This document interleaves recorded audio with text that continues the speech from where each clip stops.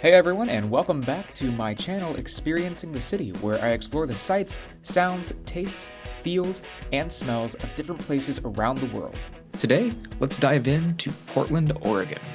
Located in the northwest corner of the state of Oregon, Portland is a city that has defined counterculture for decades. In July of 2022, I was able to experience this firsthand alongside two of my dearest friends and fellow travelers, Brando and Dill, whose channel I'm going to link to this video, and who are traveling the country in their RV home and were planted in the Portland area for the same week. Experiencing Portland while simultaneously staying in an RV park in many ways was the perfect combination. The unconventional nature of nearly every aspect of this adventure is, in essence, what Portland is all about. From the colorful urban landscape, expressive people, visually striking and fantastic natural scenery, eclectic blend of cuisines, wide spread of breweries, unique craftsman houses, and awesome donuts, to Darth Vader unicycling and a kilt while playing the bagpipes. More on this later. Portland, Oregon is weird, funky, gritty, beautiful, and all in all, one of my favorite cities in the US. So let's dive in together as I bring this capital of counterculture to you by walking through the experiential elements of the city and its surroundings. We'll start with the sights of Portland. Experiencing Portland from the ground is a visual feast, from its dense city center to its craftsman neighborhoods to its striking natural surroundings. Portland is a multi-layered city with distinctive flavors in each of its many districts. Even within these districts, most noticeably downtown, there are areas that feel vibrant, alive, bustling, and exciting, while others can seem like a ghost town, boarded up and abandoned.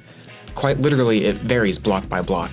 The areas of downtown that most people are likely familiar with, Old Town Portland, has an uncanny resemblance to downtown Asheville, North Carolina.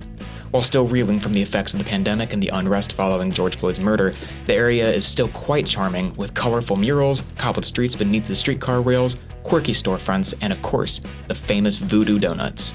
More on that later.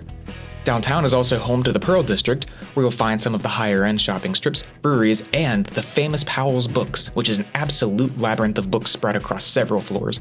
Powell's feels like it's a full-on department store with a cozy twist, layered with a hodgepodge of books and knickknacks for every type. Truly a bookworm's paradise. While wandering Portland's downtown streets, you'll notice that the blocks are squares rather than rectangles, and are therefore smaller than traditional city blocks. This makes the place feel much cozier and far more approachable than other big cities, as it's very pedestrian-oriented and allows for more corner stores than most. While there are several high-rises in Portland, most of the downtown streets have retained a tree-lined, Main Street USA atmosphere, with brick buildings, classic storefronts, and a classic tram and streetcar network that spreads throughout the city and beyond downtown. On the hillside towering over downtown, Portland becomes a green, lush, nature lover's paradise. Among the many hillside locales is the International Rose Garden.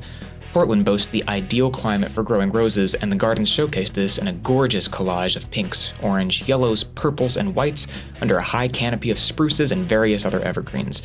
Further up the moss and tree-covered hillsides sits Pittock Manor, an elegant beige stone and terracotta-roofed mansion with a well-manicured lawn that overlooks the entire city, with stunning views of the downtown skyline and snow-capped peak of volcanic Mount Hood on the distant horizon.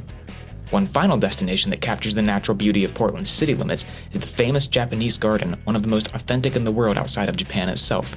While the mossy stone paths are crowded with tourists, the atmosphere in this towering tree-covered oasis is still beautiful and serene, with cozy, creek-adorned garden paths, reflective art, and small ponds with huge fish. I believe these are koi. There must be a dozen bridges crossing the Willamette River from downtown into the eastern neighborhoods. Once on the other side of Portland's second largest waterway, the largest being the Columbia River, which divides the state of Oregon from Washington, you'll find yourself in yet another rendition of the city. The homes here are gorgeous under a deep canopy of trees and are classic Pacific Northwest wooden homes with Victorian architecture and large sweeping front porches. Many of the homes in this eastern neighborhood feature wooden slats and shingles on the facades in place of brick or siding. As you move past the Portland city limits into the greater region, the visual experience changes once more, but this time from a grungy, colorful, rather eccentric urban area into what could easily be mistaken for Narnia itself. As you move into the area from the interstate, you can spot Mount St. Helens across the Washington border, now a stubby but massive remnant of the volcano that erupted in the 1980s. Multnomah Falls, a colossal skyscraper-length waterfall, is a hiking destination that can't be missed. While the narrow, towering, misty waterfall is the centerpiece of the hike from the bottom, the mile-long trail up a fantasy forest of moss-covered boulders, ash-coated trees, and stunning panoramas of the rock formations and hillsides lining the wide Columbia River below is truly remarkable. Atop the waterfall is a river under a canopy of trees, perfect for an afternoon swim. My friends and I enjoyed a peaceful and absolutely freezing dip in the clear, clean cascades that would eventually find their way to the lagoon at the waterfall's base. Perhaps the most mind-boggling and out-of-body adventure I partook in alongside my adventurous traveling friends was the picturesque, gargantuan, and rather terrifying Mount Hood. Snow-capped, stone, and a perfect representation of what every kid imagines when they hear the word mountain, Mount Hood is covered in paths of gray volcanic sand, streams of glacier melt, towering evergreens, alpine forests, stretches that resemble a barren desert, snow, ice, and large canyons and gorges. The hike to the grandest canyon, with a perfect view of the snow-capped peak, covers a variety of microclimates, some of which feel like dense forest absolutely swarmed with flies, others of which appear as gorges of sand and rock, with the only signs of life being the hazy valley far below. At the base of the hike sits the Timberline Lodge, whose exterior is famous from the film rendition of Stephen King's The Shining. This lodge is the quintessential mountain lodge, both inside and out, with timber wood interiors, a stone facade, and grand windows that overlook the ski slopes and mountain peaks. Much like the visual experience of Portland, the auditory experience varies by destination. The downtown districts of the city have a relatively normal urban soundscape, which includes occasional sirens, the sounds of cars on pavement, honking, people being people, both the good and the bad, and heavy bells chiming from the streetcars and trams. At Mount Hood, the soundscape is almost non-existent. If you stop talking while you're on your hike, you'll hear absolutely nothing. It's completely silent.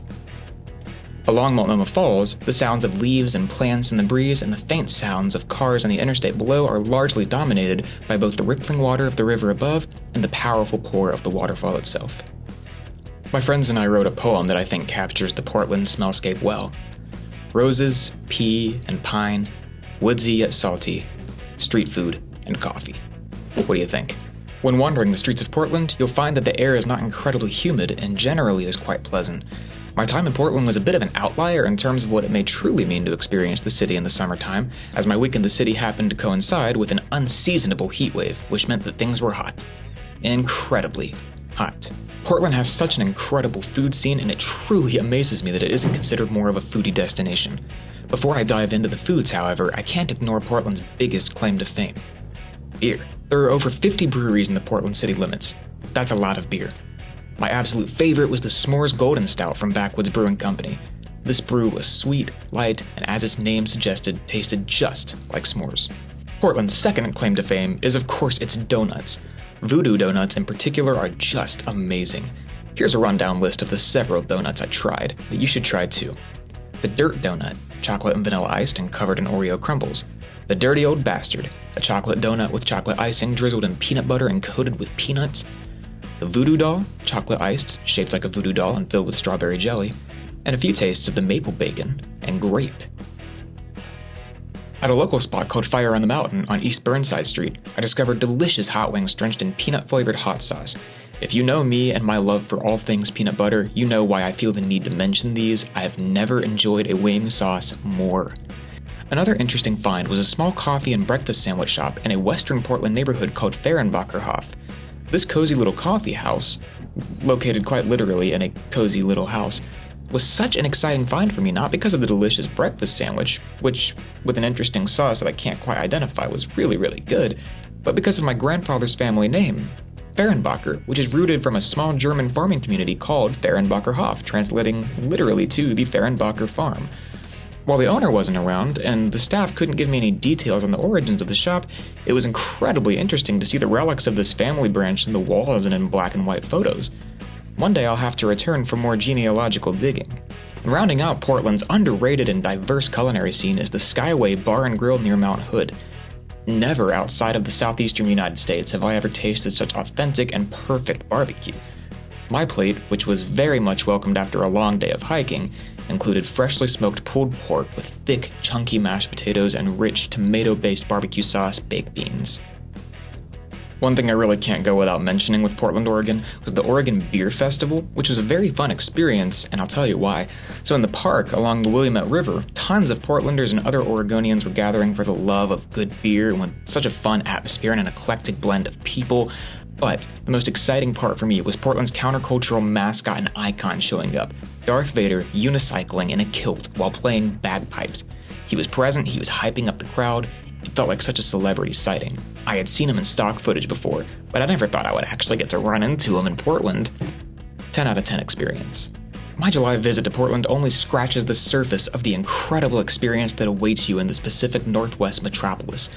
In addition to my hope that you were able to imaginatively immerse yourself in the Portland experience through this video, it is my hope that your negative perceptions of Portland could perhaps be dispelled, and that you have a new perception and perspective on this weird, funky, gritty, and beautiful city. As always, thanks for watching. See you next time.